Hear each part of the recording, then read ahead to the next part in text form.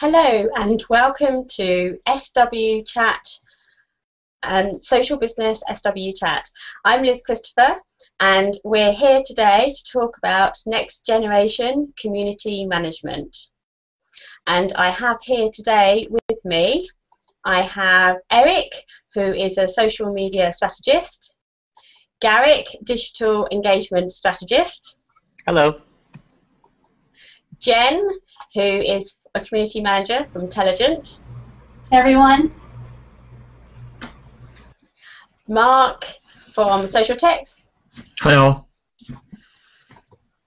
And Rachel, who is the principal and co-founder of Community Roundtable. Hi everyone. Hi Rachel. So what we want to do today is talk about being a community manager and related topics. And what this show is based on is last Thursday's Twitter chat, where we had a number of questions. And what we've done is we've looked at some of the hottest discussions, and we're going to basically turn it into a 30-minute show, which will be a challenge in itself because we all like to talk. So I think the first thing we want to start off with is perhaps define, before we go into what a community manager is perhaps define what is a community. Rachel, would you like to start answering that? I mean, as co-founder of the Community Roundtable. And ironically, it took us a couple of years to define that after we started, because community was evolving so quickly, and even the early online communities that had a discrete place were spilling out across the social web. And so then if it's not geographically or locationally based, what is a community? And we ended up on a definition of a group of people with unique shared values, behaviors, and artifacts. So they're a collection of people who have something shared and it's unique to them, and they behave and are working towards the same goals and values, and there's something to show for it, an artifact. You can say, look at that group, it has X, or it does X, or it meets weekly, or whatever that artifact is. Right, thanks. And Mark, does that sort of align? Because I know you were sort of very keen when we were discussing about what to talk about the show, that we did define a community, because you saw quite a few discussions about that. Sure, and the only thing that I would add to that, and I think if you look at social media, that artifact is at the center and that context is around it, and the other only thing that I would add into the mix is purpose. That there's a reason we come together in that space to do that thing, and I think that's why we have different relationships, say on LinkedIn, on Facebook, on Twitter, on our own internal networks, is we have different purposes for being in those networks, and that kind of shapes that community for us. Right, so having defined what a community is, it then leads on naturally to what is a community manager. And Jenn. Me? Yes. Okay. So, it's going to be different depending on your community, but that community manager is, that person who's that glue, that advocate for everybody who's in the community. And especially if you're talking about an organization, a company, you're your customer's advocate.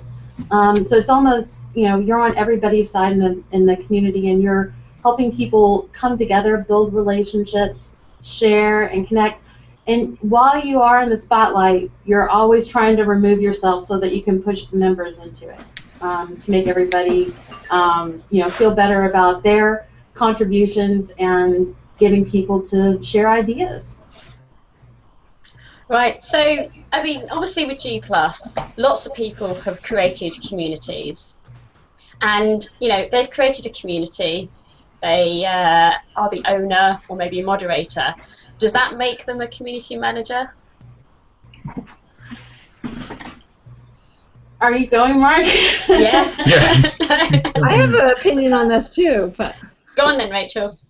Well, so the only thing that I would amend to Jen's comment was I think a community manager is anyone who can balance the needs of, in the business context, the sponsor of the community with the needs of the community members. So if they can't balance both of those things, then the community is going to fail. And the highest goal for a community manager is constructive output of the community, whatever that means to the organization and the community. And anyone can hold that role, meaning at the Community Roundtable, we take the perspective that community management is a role and a discipline, meaning you can be a community manager and have that role, or you can be the VP of marketing and take a community management approach to your marketing. It depends how and when it's applied and used. So it's about balancing the needs of both sides, really, sort of acting as that in-between balancing act. Would you agree with that, Garick? Well, actually, I was going to say that I think that the community would be there regardless of whether you're listening to it or not. People are now sharing things, and this is what social media is. Not social media marketing, but it's just people getting online together and saying, like, this is what I think about this particular topic, whether it's your brand, your product, or even just a general category in general. It's up for a business to catch that community and say, hey, you guys are talking about fishing? Well, I have this new fishing product. Let me talk to the fishing community and get you guys interested in what we have and form our own community around my product. And I do agree that it is about talking to people, engagement. I mean, I think it's a bit of community management. It is that customer service, but it's also the PR, it's also the business development, and it's also building relationships just with other people, spreading your message. Right, and Eric, did you have any thoughts on this? Sure. Especially with communities, you have to be a community manager. I want to take one step back for a moment, just to mince words. I prefer leader than manager, because really, you have to be a leader in the community. And you have to that means stepping back and delegating, and being a communications person, really. So I like to say that, at least. So a community manager definitely is somebody. I'll just use that term. That's what you have to figure out one title to use. Someone has to be able to communicate and realize that community members are in different. They have different motives for coming to the community. They have different abilities. They have different goals.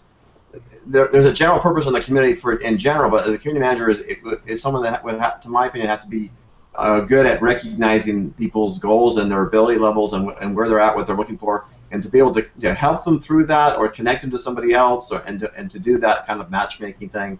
And then that's the membership, and then the communication has to go back to whoever the company is or nonprofit that you're supporting, and back and forth. You be the communications to get the word both directions.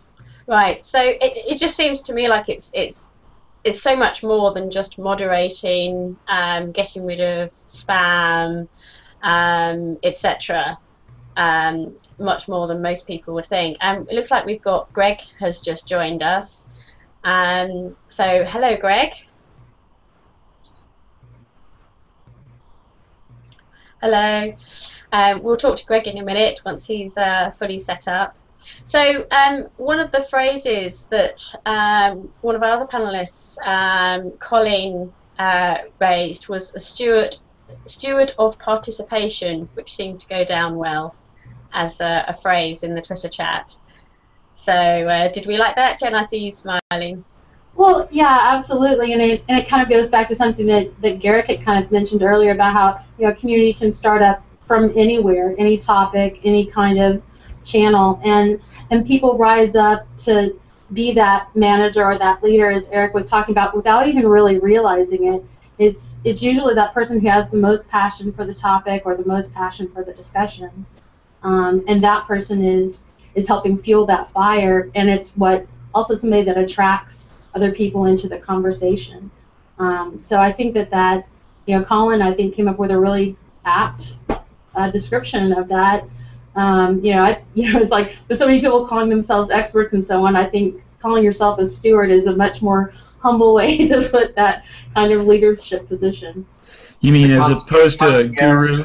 Yes, as opposed to guru. Right. Or concierge. I like concierge.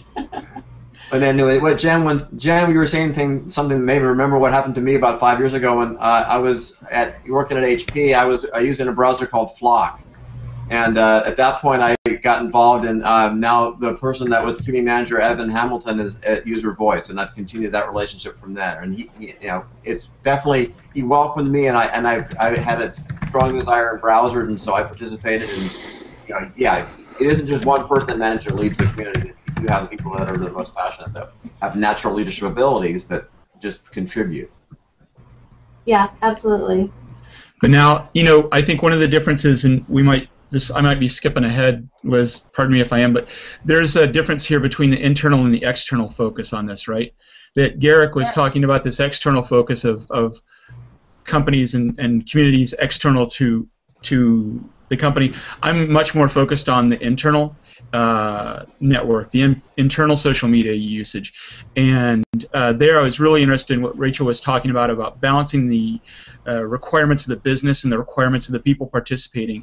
And I think it's in that environment where I get my kind of passion for having a purpose, because we've got to affect people's business day, the way they actually work. And there's got to be a reason for doing that. And it's got, I've seen people not engage in social media because they thought their boss didn't take it seriously enough.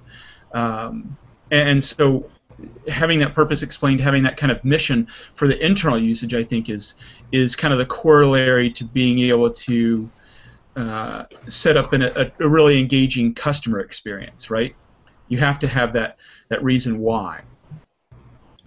Well, but I think that, there's some commonalities between, internal and external as well, right? You're looking to be relevant. You're looking to make this a destination where people find information that's important to them. And I think that, I think that's consistent both internally and externally. If you're not fulfilling that role, then you're probably not doing, you're not necessarily going to build the audience that's going to keep coming back. So what is it that they say that we should always enchant, educate, embrace, and engage, right? Is that it for social media when you're typing out messages? Is that 4 E's? I have no idea. Just that's there's a lot of E's. So can I be argumentative? Yes. And I was having this chat online today. All engagement is not created equal. Engagement for engagement's sake is crap, right? Like, it's just chatting. Like, it doesn't pay the bills. It doesn't move the ball forward necessarily. Now, there's a role for it because it gets people comfortable in the medium that they're chatting in. But if you're not moving the ball forward from a business perspective, then why would a business do anything? Like, the only reason businesses engage or take initiative is because it moves their business forward in some way, or in a better way than they've been doing it in the past. But Rachel, I think one of the challenges there, right, is that how do you measure brand effectiveness, right? I think brand is one area where, it's so hard to measure that, what your value of your brand is, that engagement for engagement's sake may be the only value or the only measure that you can use. That is a caveat, which is if you're just looking for awareness at the front end of the brand marketing funnel, that's a completely different game than sales conversion or marketing lead conversion, marketing lead development, and everything thereafter. Well, I think you chat to build relationships, right? You talk to somebody else online to get to know them better, and you talk to them wherever they feel comfortable, whether it be Twitter or Facebook or LinkedIn groups or anywhere, right? Once you've built that connection with the person you're targeting, then hopefully they will spread your message and through word of mouth talk to their audiences about your product or your brand. Yes, but you can do that in a strategic way. You can spend your time chit-chatting with people who are more likely to be good advocates for you, or you can just chit-chat with whoever you trip upon on Twitter, which could be just a waste of time. So okay, I completely agree with that. Yeah. So it's about having purpose. Sorry, Eric. This could be a segue to our next topic about ROI. I mean, in some ways, because you're saying, is it valuable? Well, how do you determine or know if it's valuable or not? Well, actually, sorry, Garick, before we actually talk about ROI, I want to try and rein everything back into what Mark was talking about, because Mark, before you spoke, I was about to move the conversation on to that very topic of, how does community management differ behind the firewall? And I think it would be good to sort of talk about that a little bit more, and sort of define how, what the differences are. Whether there are differences, because it was an interesting discussion. I think, Jen, you and I had a discussion about it, about how different the role was and everything. So, Jen, do you want to add your 2 cents? Well, I think it was mentioned, but, that internal community, that's, especially if you're talking about an organization where you are having your internal, external communities. Your internal community is going to be participating in your external community. And that internal community is a great training ground for people. I mean, not everybody in your organization is into social media or even social. You got a lot of people that don't want to talk. And so you have to highlight the people that are going to be really good at speaking and prime them to help you out in that community. And it's a great way to also work on employee relations. I mean, that's a big aspect where it's you've got social media and community management out in your external world, but inside, community management is crossing over into HR and other departments. So, it could be one person, it could be 2 people, depending on the size and the needs of your strategy. So is the role of community manager just as important behind the firewall as it is externally when dealing with customers? Oh, yeah. Yeah, absolutely. I mean, even more so, right? On the external side, community management is I think, freer to rise to the top and freer to drive itself, because everyone in an external community is there voluntarily, typically, right? In a internal community, you're going to have to convince people who've been doing their jobs the same way for 20 years that they're going to now participate in this new thing called this community. And to them, some of them, it's incredibly frightening. And so the role of community management can take on a lot of giving permission, of calming fears, of leading people gently through these liminal spaces to become part of the community. So it is a different role.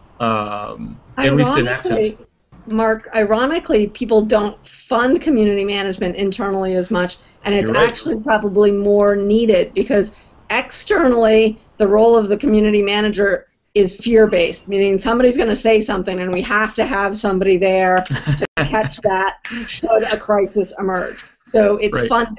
Internally, the problem is not too much engagement, it's not enough engagement, like you just said.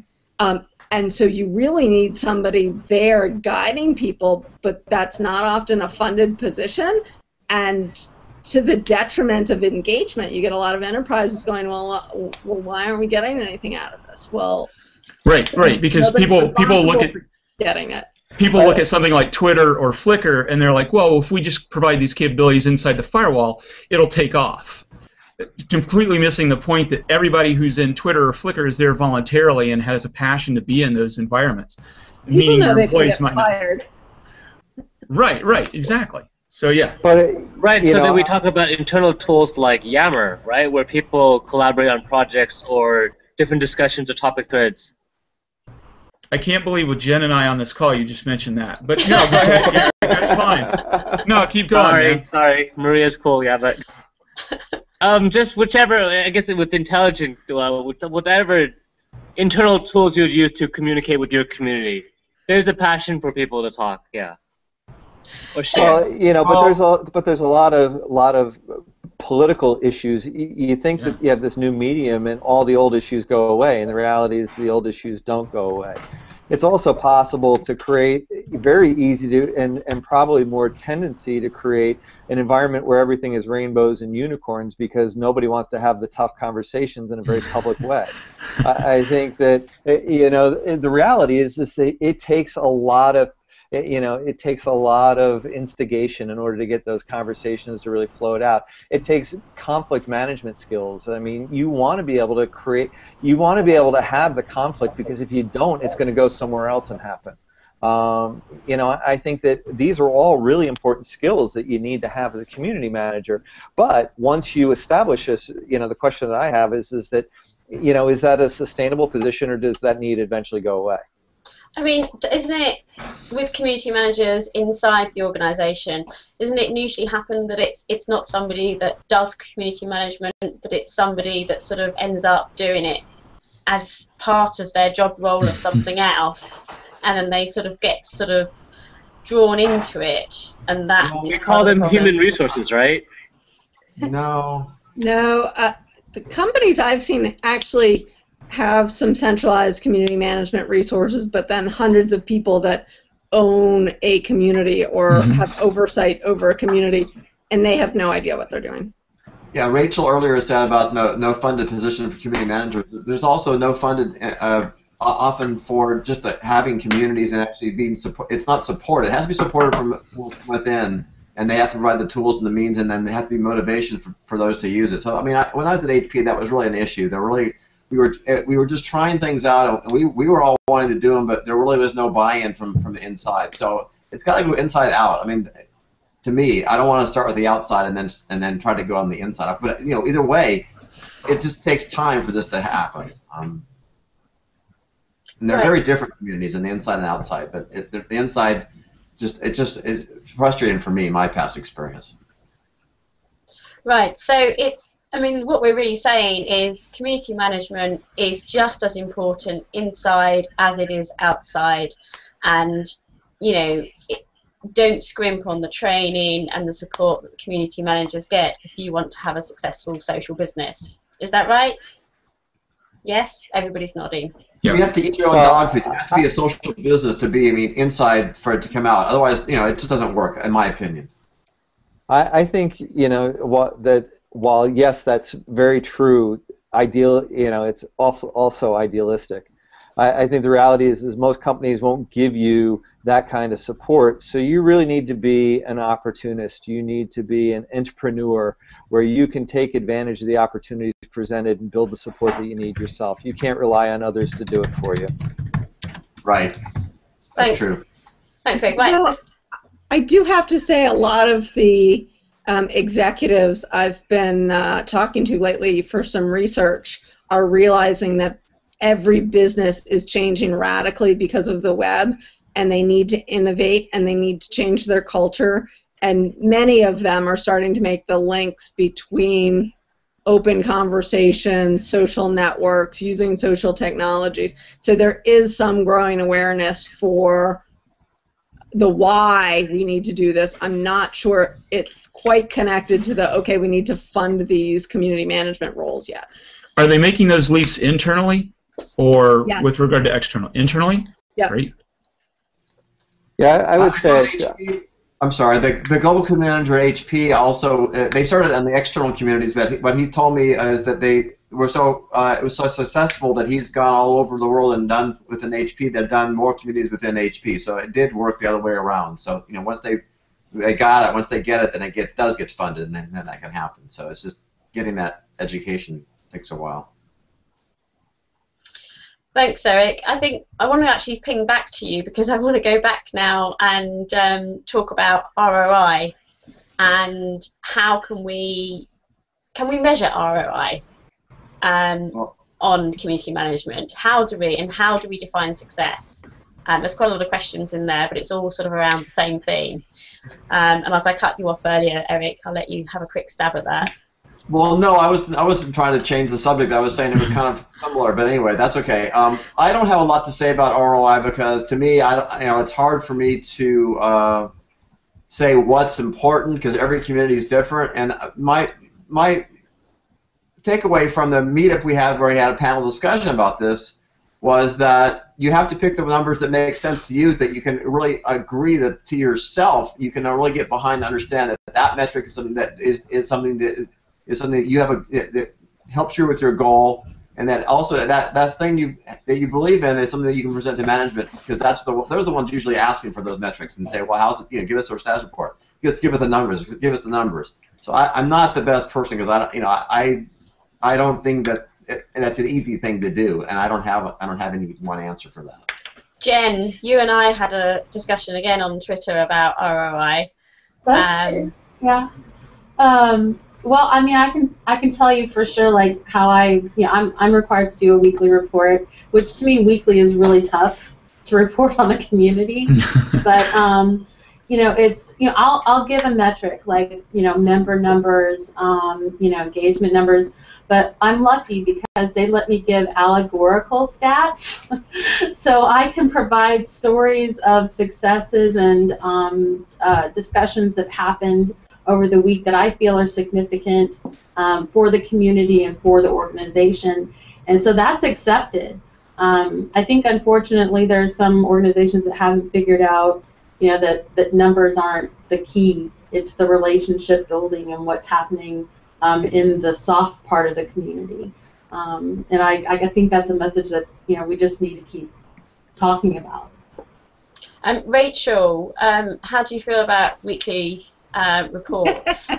Well, so getting to the ROI issue, like what you're really trying to change in a business to get ROI is you're either reducing costs or you're improving innovation or revenue.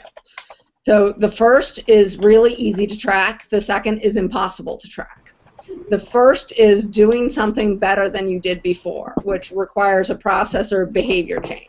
Communities are great learning environments. They're great places to affect behavior change. So they also change the cost structure of businesses. So support communities have the best ROI out there because they were very well tracked before social came up, and so you knew exactly how expensive it was to talk to somebody for an hour on the phone, and so now resolution times, et cetera, you can track support communities. It's very similar to expertise location internally, only they don't have the numbers because they didn't care. Now, on the innovation side, which is actually what communities are really optimal at, meaning finding stuff you didn't know you knew and taking advantage of that, you can't prove a negative. So everybody's running around trying to chase like how innovative a community is, and you can't say, well, because we did this, we gained this much revenue over what we would have invested in it had we not invested in this. And so like part of this is in my opinion, an asinine effort if you're going after the innovation angle. And my background is new product development management. It's the same problem in innovation or new product development management. It always has been. So like you've got to kind of figure out what is acceptable as a successful outcome and measure to that versus this kind of ROI if innovation or revenue is your goal. That's my strongly worded opinion. Thanks, Rachel. And we'll see now whether Garick has been nodding his head or shaking it. I completely agree with that. I was just going to say, I mean, I know we're a bit short on time, but Dr. Natalie gave a great presentation of how to figure out ROI in social media that you can prove to your upper management, basically of how you could do call deflection through social media, how much a call center costs versus how much a social media person costs, and how you interact and you engage with your community to have them become your advocates on your behalf. Thanks, guys. By the way, happy birthday to Dr. Natalie. It's her birthday today. Oh, happy birthday. So really, what we're saying is that ROI can be measured.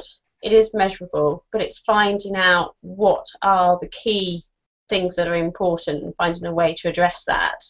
But you can actually measure ROI, and we're agreed on that. It's just finding out what is important and what are the bits that need to be measured. So we are actually coming up to the end of the half hour, which I know is a great disappointment to everybody. I can see everyone on the chat saying we need more time. and unfortunately we are coming to the half-hour end. But we just want to very quickly sneak in our new segment, which is What's Hot. And as Garick was at CES last week, he's going to steal the spotlight here and give us, in about a minute, his highlights. So, way to go, Garick. I saw a lot of cool things at CES, a lot of cool new hardware. Off the top of my head, I'd like to say that Lenovo came out with some cool products. Both their Yoga 11S is a smaller tablet, along with the Helix, which are convertible tablets. They flip up and around and switch and rotate. It's kind of really cool. You have to go see it. As well as their Horizon Surface tablet, which is an interpersonal computer good for 4 people, so like your whole family can play a game or share photos at the same time. Thanks, That's when I saw that. I thought it was really cool, yeah. That does sound quite exciting, actually, the being able to play at the same time. Although we tend to sit there and we all are on different devices. And right, so why not bring it back into community, right? Bring your family back together. We should be doing these things. We could be playing video games online together on one device. And I think Microsoft actually came out with something like this a couple years ago, but Microsoft's Surface Table was like $10,000, completely out of the range of the normal consumer. And it was a pain.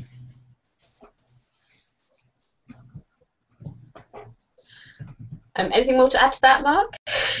No, I've actually had 3 of them at a past job, and those things were big, heavy, clunky. They had a projector suspended over the table. You had to stand on a certain mat. It wasn't workable.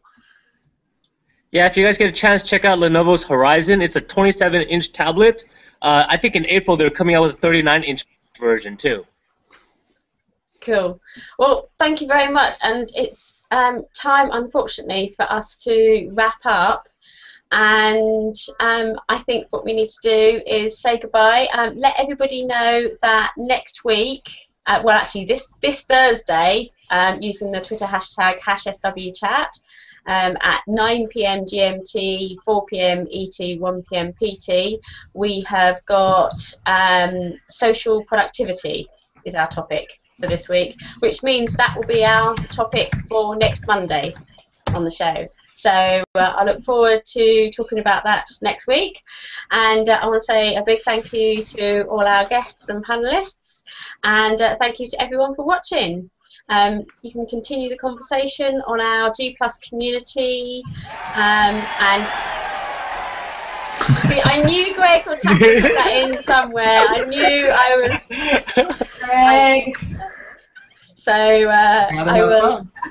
Yes, on the test run, he couldn't help himself. He was continuing playing. So anyway, it's time for me to wrap, unfortunately. So I will hopefully see you all next week. Thanks, everybody. Bye. Bye. Goodbye. Take care. Good seeing you.